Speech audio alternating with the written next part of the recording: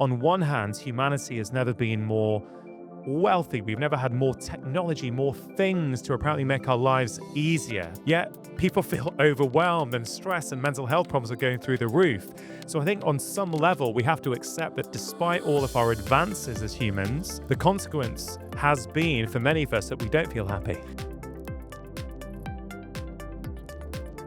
Now, today's episode is absolute gold. We are here talking about the secrets of a longer and happier life. Now, my guests today are Dr. Rangan Chatterjee, who is the author of Happy Mind, Happy Life. He is the star of the BBC show Doctor in the House, and also one of Europe's biggest podcasts. And we have Professor Roseanne Kenny, who has written an amazing book called Age Proof. I love the concepts in this book about successful aging. She is also leading the Irish Longitudinal study on aging. Yeah. Also known as Tilda, which is much easier to say. That's right. I'm a bit conflicted as to who to start with, because who doesn't want to be happier? But at the same time, I've promised my daughter I'm going to be living till 150. You've threatened your daughter. You're going to be living Promised, for I promised. I'll start with you, if I may, Rangan. Big question. Are we not happy? And how can we be happier? I think when we hear the term happiness, I think many of us hear different things and we interpret it in different ways. So I think we have to be very careful what we mean by happiness. When I say happiness, I don't mean I've got a smile on my face 12 hours a day, 7 days a week. That's not what I mean by happiness. In Happy Mind, Happy Life, I break down what I think the three components are of what I call core happiness as opposed to junk happiness. And those three components are alignment, contentment, and control. I think those are the three ingredients that if we work on those three things individually, then the side effects of that is we're going to be happier more often. So alignment is when your inner values and your external actions start to match up.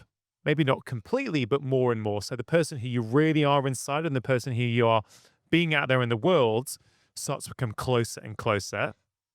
Contentment is about those things that we can do that give us a sense of calm and peace. I think we all know what those things are for us individually if we think about it. And then the third component, the third ingredient, if you will, is what I call control. Not controlling the world around you, because I don't think it's possible to do that. It's about a sense of control. Giving ourselves a sense of control enables us to better face whatever the obstacles are that are going to be there in our You're life. talking about peace and calm, and obviously you've got quite a bit of noise, but you're doing very well. The point is, do I, in coming back to your question, are we not happy? Of course, you can't answer that individually for every single person, but as a society, I would say no. If you look at the rates of anxiety, depression, mental health problems, I think that really speaks quite starkly to the fact that as a society, no, we're not. I think there's a real irony where, on one hand, humanity has never been more wealthy. We've never had more technology, more things to apparently make our lives easier. Yet people feel overwhelmed and stressed and mental health problems are going through the roof. So I think on some level, we have to accept that despite all of our advances as humans, the consequence has been for many of us that we don't feel happy. Well, I mean, we've just been going through, this last week, we've been talking on the mental space about a new report by McKinsey, which has looked here at Kuwait, Saudi Arabia, the UAE, and Qatar. And it's found 66% of the survey respondents struggling with their mental health. More people struggling than not.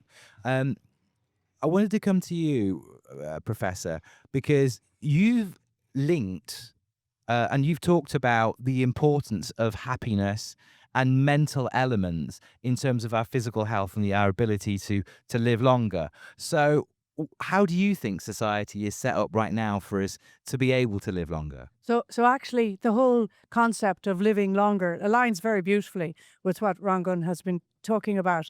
And of course, they're one and the same thing. Our body isn't separate from our mental health, our brain health.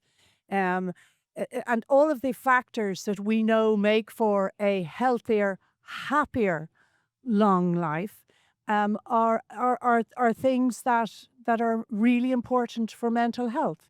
And the solutions to having a healthier, happier, longer life are the same solutions, like having a purpose in your day, creativity, volunteering, social engagement, curiosity, variety in your life, and then in variety in your diet. And we know the diet is really important through the microbiome, that good bacteria, for mental health. Yeah. So all of the factors that we talk about with respect to healthy lifestyle are also important for happy lifestyle. They're not separate. The earlier we can introduce those behavioral changes, the better. But having said that, we were speaking to this morning. You know, there's no harm in reframing this, repackaging it, hearing it from different perspectives, because we know these things intuitively. We know them, but we're almost deaf or resistant to taking them on board. And then sometimes there's just a light bulb moment and you think, okay, I get it now. I understand why if I introduce a different diet, I'll actually feel better. I understand now why that is, although we've known it for some time, you know, as individuals. So, I think they're very closely aligned. One of the things that came out of this survey recently as well, and this has been backed up by previous surveys, there was a Cigna study, there was one by Bupa as well, which is burnout, and burnout being at absolute almost record levels. In the UEE, the Cigna study pegged it at 98% of respondents said that they were suffering from at least one symptom of burnout. Rangan, you were talking this morning about sometimes that we mistake success and ambition for the things that might make us happy, but clearly chasing success is not good for us. It's a really complex topic because, as the professor just mentioned, having a purpose each day, you know, having something to get out of bed for is important. And I completely agree. There's really good research on that, showing how important meaning and purpose is for our health and our happiness. But that is an alarming statistic, right? In the UK, and I 2 weeks ago released a podcast all about burnout specifically because there was a UK study done about a year ago suggesting that 84% of employees in the UK have reported burnout in the past 2 years. Now, look, I can't tell you about the exact sample size. Can we say that figure holds true across the whole UK? I don't know if that's true, but it's certainly alarming that one study is showing 84%. I can certainly tell you from what I see in practice, it's going up and up and up. And this is pretty alarming because 20 years ago, I think we would have associated burnout with CEOs of top companies, right? Oh, they're working too hard.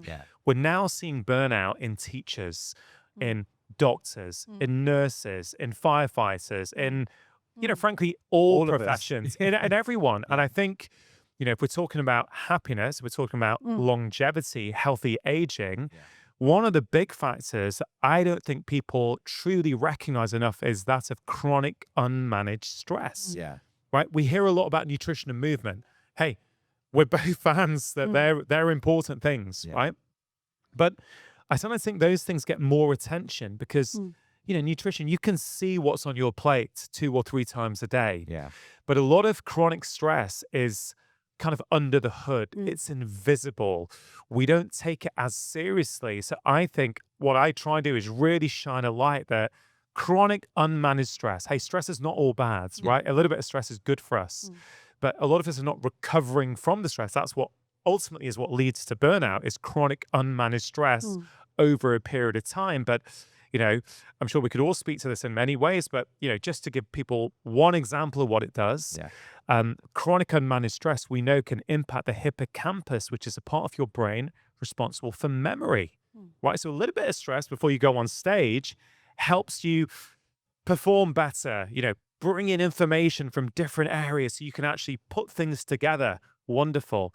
But stress day in, day out, every day that is not getting managed, that starts to kill nerve cells in your hippocampus. So, you know, many researchers now will say chronic stress is one of the causative factors, not just associated with but causative with things like Alzheimer's.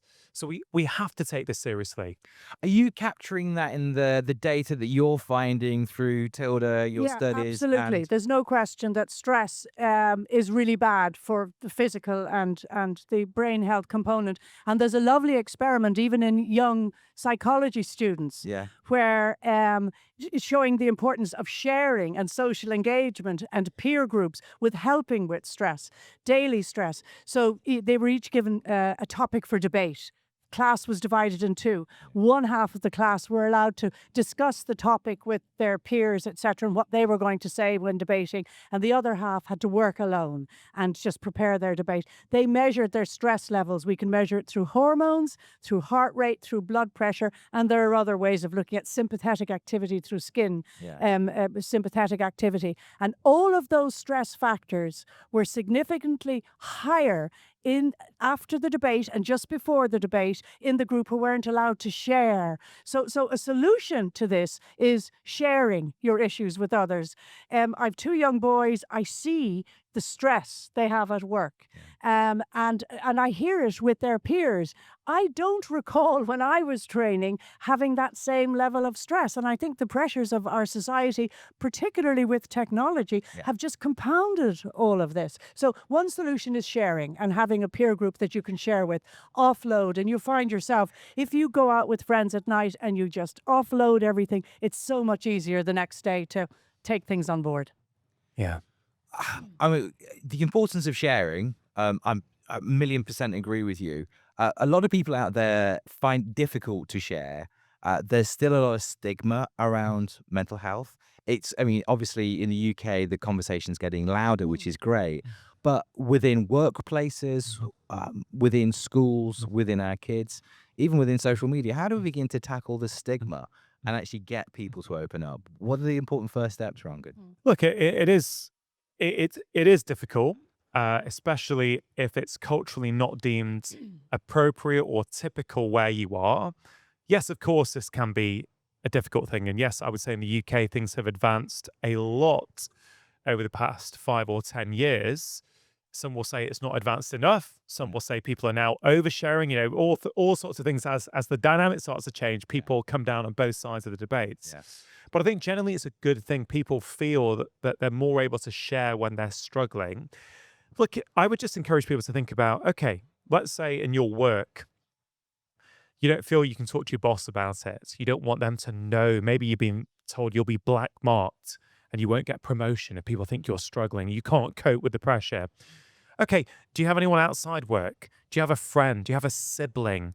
Do you have someone who you might be able to say just this to? Hey, listen, do you have 10 minutes at all at some point? I know you're super busy. I've just got a few things on my mind. I'd really appreciate a moment if I could to talk to you.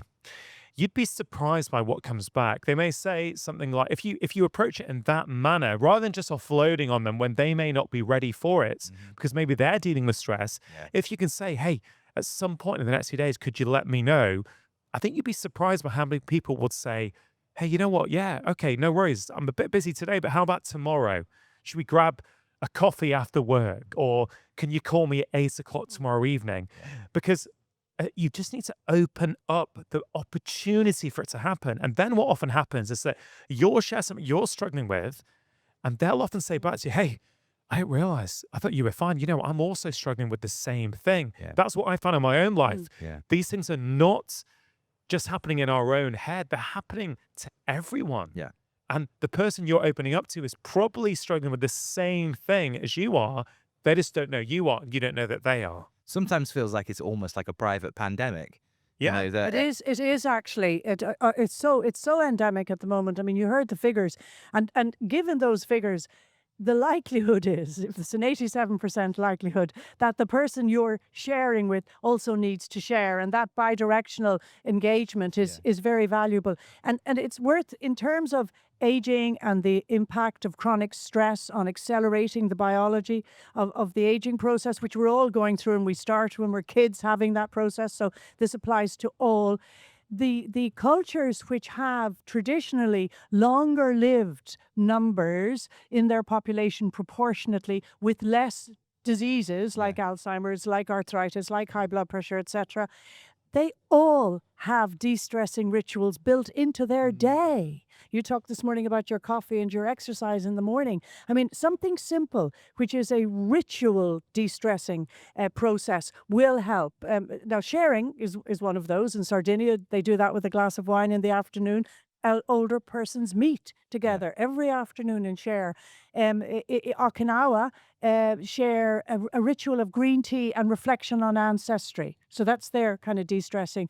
The Icarians and in Nicoya in Costa Rica take an afternoon nap. It's de-stressing. Napping is good, etc. And Loma Linda groups, they pray together as part of their ritual. So all of those factors are de-stressing. In Ireland, practiced religion is very common, particularly amongst people over 60, certainly over 70. And that involves usually meeting others and engaging in a ceremony on a Sunday morning in church. But actually, we found it really hard to disaggregate the impact of the social engagement that involved and that weekly ritual with actual spirituality or belief. In fact, I'm not sure that the two can be separated. We talk about social engagement. You both talked this morning about loneliness. And if we go to the Museum of the Future, they actually have this retrospective that it's set 50 years in the future, but they look back at 2030 and they say that loneliness at that point is one of the biggest killers of mankind. How big an issue is loneliness, and how seriously do we need to take this? I mean, loneliness is toxic for humans. But the research is suggesting that the feeling of being lonely may be as harmful as smoking 15 cigarettes per day. Wow. Yeah, that's really quite alarming when you hear that, right? So let's just take a step back for a minute and go, how on earth could that be? Right? So the way I interpret that, and through my understanding of the stress response system in the body, I explain it like this. The stress response system is there to keep us safe fundamentally. Okay, so, 500,000 years ago, you're in your hunter-gatherer tribe, predator approaching, you see the predator, you activate your stress response system, which does a whole series of things like making your blood more prone to clotting so that in case you were going to get attacked, you're not going to bleed to death. Yeah. You're actually it's going to save your life. Your blood pressure will go up, right? So more oxygen can get delivered around the body. Your blood sugar is going to go up. Your amygdala, the emotional part of your brain, goes on to high alert. All these things are very helpful if you really are in danger. They're going to help you. And as long as it's short-lived, as long as at some point that danger is resolved in some way and you can go back to baseline, all well and good. Now, let's just apply loneliness here. Loneliness, your body will know on some level that if you're isolated, you don't have a tribe around you to take care of you. So your body knows that you are now vulnerable to attack. If you get into trouble, if you get out there and there's a predator there and you don't have your tribe around you, you could be in trouble. So the way I look at it is that it activates your stress response system in the same way, because that's a threat. You being by yourself is a threat because we evolved in tribes in these hunter-gatherer communities. So it does the same kind of stuff. It activates our stress response system as if there was a threat. So loneliness actually is a threat, right? And with the growing rates of loneliness, which are pretty alarming now in the Western world, and I keep saying Western world, but let's expand it. I think everywhere now, people are getting lonelier and lonelier. Totally. Your body is reacting to that, and I think we have to take it seriously. I mean, it's a factor that happens a lot in places. You were talking this morning as well. Lots of people come to the UEE and they perhaps come for 2 to 5 years, and it can sometimes feel like quite a transient, lonely existence. And actually the government's doing incredible work in visas and long-term visas, so people can begin to feel like they can put down roots and build community. Professor, you've been talking on the flip side of the harm that loneliness does, the benefits in terms of how much longer we can live if actually we do lean into community and we do lean into friendship and laughter. And just tell our audience. I just want to take a step back for a second on the biology, because it's fascinating. There's been some lovely recent work with rhesus monkeys, because we're gregarious animals and we've evolved needing each other in terms of company for the reasons that Rangan have said. So there's been really nice work on rhesus monkeys where they were separated from each other. And once a monkey was isolated, they took biopsies of the lymph glands, which are the kind of inflammatory immune engines. And we're all very familiar with the immune system now since COVID, the immune engines in the body. And they found that within the lymph nodes, the genes for inflammation were all upregulated in the monkeys which had been separated. And that's probably the background to the link with cardiovascular disease, because inflammation and altered immune status are probably what underpins atherosclerosis, thickening of the arteries, and cigarette smoking does the same thing. Yeah. So that's the biology behind it. So we agree it's toxic. It's toxic at any age. What can we do about it? As individuals, I think you have to make an effort to reach out, to know it's really bad, and to share. I remember doing a podcast during COVID, and in our study, the prevalence of loneliness increased threefold during COVID. So forced social isolation, that becomes loneliness. And just to share meals, even by Zoom, even on WhatsApp. If you can't share physically with people, make an effort to share a meal. That's one thing that's really important. Make an effort to join up with people. When I say that to patients, because I do clinics, cardiovascular and autonomic clinics, and they'll say, oh gosh, yeah, but I mean, I feel so, it's so weak of me to reach out like that. I guarantee you the person you're reaching out to also wants someone to reach out to them. That's the highest probability. So I think just to have courage to reach out. Volunteering is really important, and this whole organization is ticking with wonderful volunteers. Volunteering is important, but our research would show that if you don't get involved in volunteering before you retire, you're really unlikely to get involved afterwards. And a lot of people put it off and say, when I retire, I'm going to do boom, boom, boom, boom, boom, boom, boom, boom. Doesn't actually happen. So prepare yourself and start volunteering early. I've listened to both of you talking, and I find it absolutely fascinating. We talk about people who retire, and we tend to, and I've struggled with this in the past, and perhaps hopefully come through it a little bit, but my job title was one thing for a lot of my life. And the minute I was no longer that one title, I was all at sea, didn't know who I was. My mental health really struggled. We see people retiring, and then all of a sudden, the one thing they were all their life, they no longer are. We're also in a very volatile situation where people do lose their jobs and do lose their roles. So how can we navigate this modern world where it's our jobs are just something we do as opposed to the thing we are? Yeah. It's a great question. First of all, is to acknowledge it's not easy, this. Okay, there's no simple answer, but this is something I've wrestled with over the past few years, and I've changed the way I view myself to try and address this. I no longer really identify as a doctor or even as a father. Let me be really clear what I mean by that. My job as a father, my role as a father is one of the most important things to me. How I bring up my two kids, I don't think there's anything that's more important to me in my life. My ability to look after my patients and help them is also something that's very important to me. But I've now got to a point where these are roles that I play, right? They're important roles, but they're not who I am. Because if I make them who I am, then I'm in a very vulnerable position. If I was to get fired in my job, I would be all out at sea, right? If I got sick, like my dad did at 58, and could no longer work, then you've got a big existential problem. Who am I if I can't do that job? So I've learned from that to go, no, I cannot identify with that. I used to. Yeah. And I wrote a chapter on this in Happy Mind, Happy Life, because I was really trying to help people navigate through this. And I think it comes back to values, right? Because if you then can identify with your values, and, I think people should all ask themselves, what are their core values? And don't worry if you don't know straight away, but if you ask yourself this once a month and you keep asking yourself, you will start to refine it. And at this stage in my life, in my mid-40s, I would say my three values are integrity, compassion, and curiosity. So those are the three values I bring to everything I do in life, whether it's as a podcast host, whether it's as a father, whether it's ordering a coffee at a local coffee shop, am I behaving in accordance with those values even when I'm at a coffee shop? Because I think that then insulates me slightly. Of course, if I lost my job, I'm not saying it, I'm not suddenly saying it would be easy and I'd have no problem with it.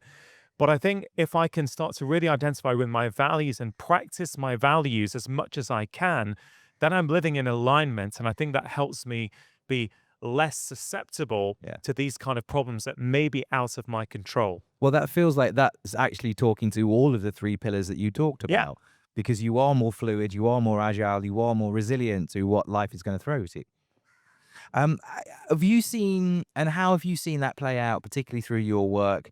You know, when people, and you talking to a member of the audience this morning, and you were like, yeah, okay, the kids are with you until 40, but then, I'm still paying for mine. But then once that empty nest syndrome almost comes in, how important is it for, and you talked about a lady who was in her 80s and she was doing yoga in your book, how important is to have that sense of identity within yourself as opposed to being defined by the things around you or the roles that you play? Well, actually, it occurred to me while you were speaking that a helpful hook for that is curiosity, is to continue to have curiosity, and curiosity in your entire environment, in individuals that you may only meet for a 5-minute period.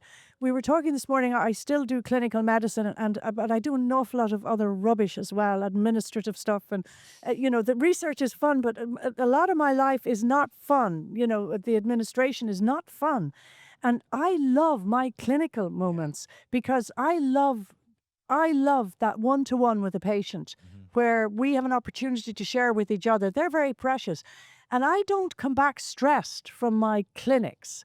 I always get something from my clinic. So I think if you can bring, curiosity into every element of your life, no matter what it is, will help you navigate. I think it's a little bit more difficult for women in a way, because as they get older, they become invisible. This is what they'll tell you.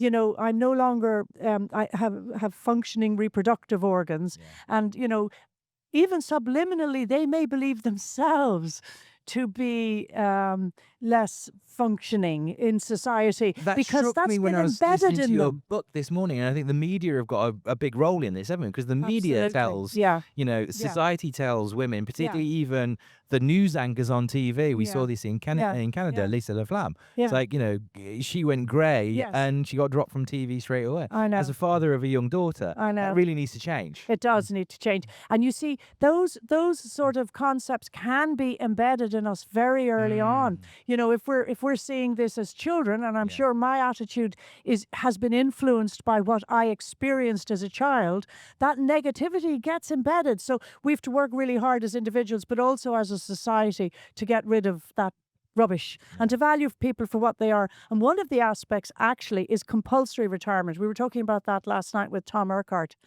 I think retirement should be a choice, and this comes back to your issue with respect to choice.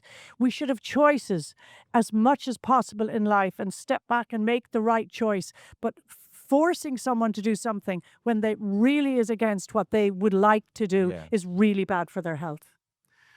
Rangan, I'm going to come back to you for a moment. And obviously, parenting is a role that we do. For lots of parents now, particularly, it's been a difficult time. We've gone through COVID. One of the whys of why I kind of changed the direction of my life to talk about mental health was I worry about our children growing up. You are a doctor, you are a specialist. When you look at your children, what are you doing with your children to try and embed or give them better tools than we had growing up? I've listened to your book. You talk about your self-language to yourself, which I've totally been guilty of as well. The things that we say to ourselves that we would never say to anybody else. I mean, look, the first thing I always say when talking about children is I think all parents are trying to do the best that they can based upon their understanding and based upon the state of their lives. So I'm always conscious about that, because we can often feel quite guilty when we hear things or parenting advice that we may or may not have applied ourselves. We can often start to feel really bad. So I always like to start off by saying, you can't undo what you've done in the past, and you're probably doing the best that you can, right? So what do I do specifically? I'm very intentional about my phone use around my children. I barely ever use it in front of my kids. And that's something my wife and I talk about a lot. My wife and I probably have slightly different views on that. I won't say too much about that. She's not here to give her side of it, right? So I'm obviously giving my side of it. But I'm very particular at dinner times, at the meal table, no phones, no technology, barring pretty, I would say no of course, if there's a family member who's ill or something, apart from those sort of things, that's a complete no-no. We play a gratitude game every night at the dinner table. We have to go around the table. We don't have to, it's not compulsory, but we do this regularly, where we all go around answering 3 questions. What's one thing I've done today to make somebody else happy? What's one thing somebody else has done today to make me happy? And what have I learned today? Simple exercise, devastatingly effective. I initially thought this could be really good for my kids to do. I thought, oh, I feel pretty good after doing this exercise as well. And no matter, we have this negativity bias. Humans do, it's what's kept us alive for so long, but that could be working against many of us in the modern world, where we overly focus on the negatives and we don't spend enough time appreciating the positives. So that's something I do. And the final thing really to say, and I know it's hard this, but I really do believe this. I've been a parent now for 12 and a half years. The biggest thing I've learned is that kids don't really do what you tell them to do. They do what they see you doing. And so I think the truth is, if we want to change our children's behaviors, we have to look in the mirror first. I go, what are we modeling? Right? And I've honestly had to look at some of my behaviors and go, oh, you could either tell off your child for this, because where do you think they've got it from? Oh, they've got it from you. Right? So maybe what I need to do first of all is change it in myself. Or even, the other thing my parents didn't do with me, and I don't think it's a generational thing, I'm honest with my kids. I say, hey, you know what? I'm really sorry. Daddy actually made a mistake then. I shouldn't have said that. I misinterpreted that. Or work was super stressful and I just came straight out of that. I'm actually really, really sorry about that. And I think it's really powerful because I don't think my parents were great, right? They brought me up really well. It's nothing negative about what my parents did, but we can always try and improve things. Absolutely. And I don't think my parents would ever have admitted a mistake to me. So I then would grow up with this idea that you have to be perfect as a parent. I realized actually that's ridiculous, because if you then show your kids that you are perfect, what are you setting them up for? So I try and embrace imperfection and own up. I mean, I could talk to you for 2 hours on parenting, but certainly there are some of the ideas I'm happy to I keep have. the camera rolling, but I know you guys. There are some of the ideas I have about parenting, which I hope are helpful.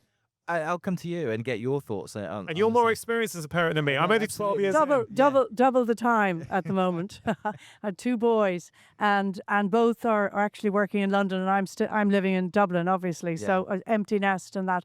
And I don't know that. I actually think when I was a working mother, there were a lot of stresses, and it was difficult, and it was very challenging. I mean, I've seen the way society has reorientated itself for working mothers for the better during, it's evolved during my working life. I remember well as a young consultant in Newcastle upon Tyne, first year as a consultant, I had 10 weeks maternity leave and my husband got 24 hours. So there was no such thing as paternity, maternity. There was no such thing as part-time working. You had to go back full-time or you gave up your job, and it was tough. And I know others who suffered, who made that choice and suffered from a career perspective. They never got back on the working wheel again. So I think times have changed, and that's a very positive thing. The most important thing in my whole life for my 2 boys and my husband, there's nothing more, and we're terribly, terribly close. Talk a few times a day, share an awful lot, and certainly they share with me probably too much. And I share with them much, much more than I would have done with my parents. It's a generational thing, and we're far, far more open, I think. How important is that? I mean, one of the things that changed the course of my life recently was I lost my father to mental health. And 3 years ago, he had a mental health breakdown. 3 months later, he was dead and drank himself to death. And as I looked down on the body in his casket, it was like, we never had a conversation about mental health. And I know, Rangan, you talked about your father, and how hard he worked all of his life. But even in the book, you talk about you don't think he was happy. Did you have that conversation with him? And how important is that conversation between our family to have? That's a really interesting question. I think, Dad's this March will be 10 years since Dad died, and I'm not sure. I'm not sure whether the term mental health even existed in the public vernacular 10 years ago. Yeah. Like, I'm being deadly serious. Absolutely, Like, we're so used to it now online. It wasn't that long ago where it didn't even exist as a concept. Certainly not to me, at least in what I was exposed to. So I'm not sure it would have made sense to me as a conversation to have had with Dad. So if Dad was alive now, I'm not sure I'd frame it. I don't think I'd call it mental health. If I was chatting to my dad, I'm not sure he would understand what that really meant. Dad grew up in India. He came, like many immigrants from countries like India, to the UK for a better life, right? So they came to work. Came to, I'm leaving my family, I'm leaving my friends, I'm leaving what I know. We're here to work and make a better life, make a life that I can't get back in India. And as I said in our panel discussion this morning, as I've reflected since Dad died, I've gone through various phases. And now I'm at the phase where I look back at Dad and go, well, I don't think he was happy. Like, genuinely, and I talked to Mum about this, who is still alive. I said, no, your dad wasn't happy. He had a lot of anger and resentment over the state of his life and what he felt he had to do. But also, I can't assume that I know what was going on inside his head. Right? That's the honest truth. Like, I think one thing I try to do as I get older is judge people less. I go, look, I don't know their life. I don't know their childhood. I don't know what their belief or understanding about the world is. Maybe my dad would go, it was worth it. Maybe, seeing you and your brother happy in good jobs. I did it. He's not around, so I can't ask him that. So I think we've got to be very careful when we talk about these things.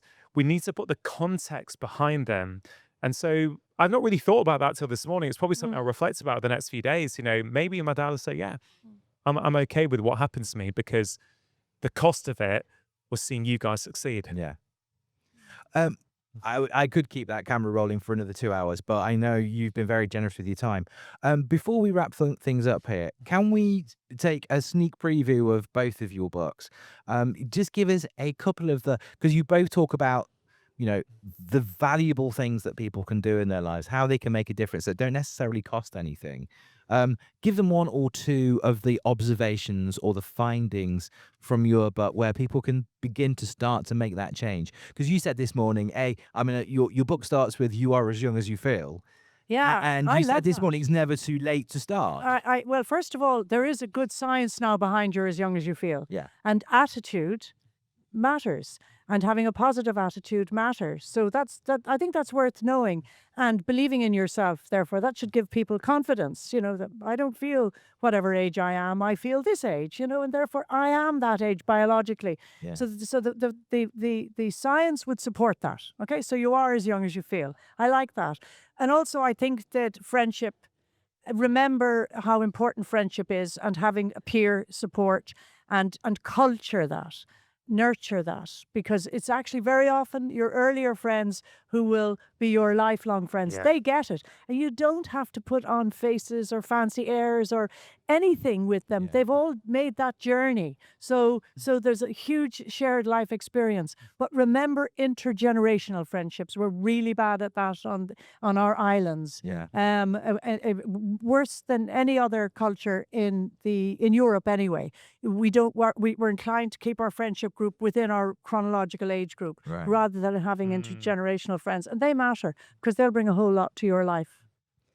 And the same from you, Rangan. Just a couple of tools that we can take into our lives. There's just so many things we could do. I love everything you just said about the intergenerational friends. I think, that's something I It seems really to have fractured. It seems to be something that we've lost over time. Yeah, I really do feel that. And you see, like, the obvious example is something like Italy. You would see that as a Yeah. culture where they Yeah. really embrace Spain. Yeah. the generations, Yeah. the Mediterranean Yeah. countries. Even, Yeah. I'm Yeah. from India. Yeah. My culture, we really embrace that. Yeah. It's part of the culture. You do things Yeah. Yeah. with all the generations Yeah. regularly. Yeah. But it says there's some things for people to think about, maybe that they haven't thought about before. Simple thing. Think about 3 things that make you really happy and content. Write them down, put them on your fridge, and see if you can do them each week. So simple, but actually very, very effective. It just brings intention. Could be simple things like a walk in nature or time with your kids or whatever it might be. Very, very simple. The second one I'm going to say relates to my favorite chapter in Happy Mind, Happy Life. It's chapter 5, which is called Seek Out Friction. And this has been life-changing for me because we've been talking about stress, both of us, and the impact it has on us. A lot of stress, not all of it, a lot of stress is how we perceive things. And so what I've been doing for a few years now is any bit of social friction in my day. So when someone does something that starts to bother me or irritate me, instead of wishing they would behave differently, I turn the mirror around and go, why is that bothering you? What's that bringing up inside of you? And then can you deal with that and change it? There's a lot more I could say about that, but it's truly a life-changing perspective and practice for me, because you realize actually in every situation, you actually have a choice as to the story you put on it. You can take a disempowering story that, oh, poor me, can't believe people treat me like that. My life would be better if that driver didn't cut me up. Yeah. Or you could go, hey, I wonder what's going on in that driver's life. I wonder if they slept last night, or maybe their daughter was up with a cold last night, or maybe, they think they're about to lose their job and they're late and they're trying to get there. Doesn't matter. The story, actually, the truth doesn't matter. When you learn to start putting a positive slant on these things, Professor, you just mentioned positive attitude, right? Once you start doing that, you actually change how stressed you feel about the same events. So 2 quick take-homes there for people to maybe reflect on and implement. I genuinely could carry on this conversation for ages, but I just want to say thank you for joining us on the Mental Space today. The books are available, get them. We've got Happy Mind, Happy Life, and we've got age-proof, incredible books. Please go out and buy them. And to both of you today, thank you very much for your time, your wisdom, and your insights. Thank you. That's having us.